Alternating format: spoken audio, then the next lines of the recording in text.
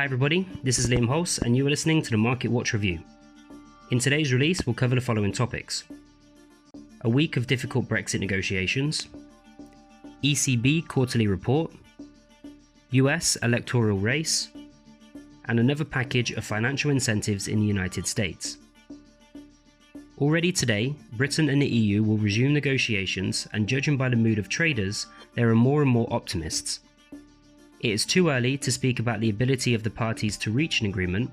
However, the activity of the Great British pound sellers has significantly decreased, thereby indicating that investors believe in the success of these negotiations, which will most likely last until the end of the week.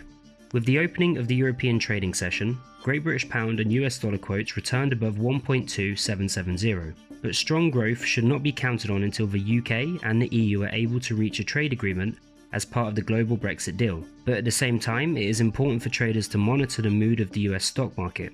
After all, its growth will contribute to the weakening of the US dollar, and as a result, the strengthening of this currency pair. I would also like to draw your attention to the upcoming speech of the ECB President Christine Lagarde. She will submit a quarterly report to the European Parliament's Committee on Economic and Monetary Affairs. Unexpected optimism may strengthen the euro, which, against the background of a moderate weakening of the US dollar, will continue to the strengthening of the euro and US dollar currency pair. Moving to the American trading session, I would like to note the absence of important macroeconomic reports. Nevertheless, one should not expect a significant decrease in volatility. Let me remind you that the election race in the United States is gaining momentum, which means that the general news background will be saturated. Therefore, the US dollar may remain quite unstable. Another very important event for the US economy, as well as the stock market, remains the ability of the US government to agree on another financial aid package in connection with the coronavirus.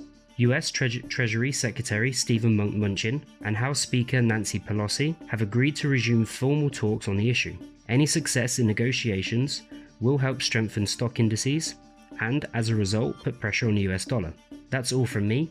Closely monitor the news background and be prepared for all the surprises of the market.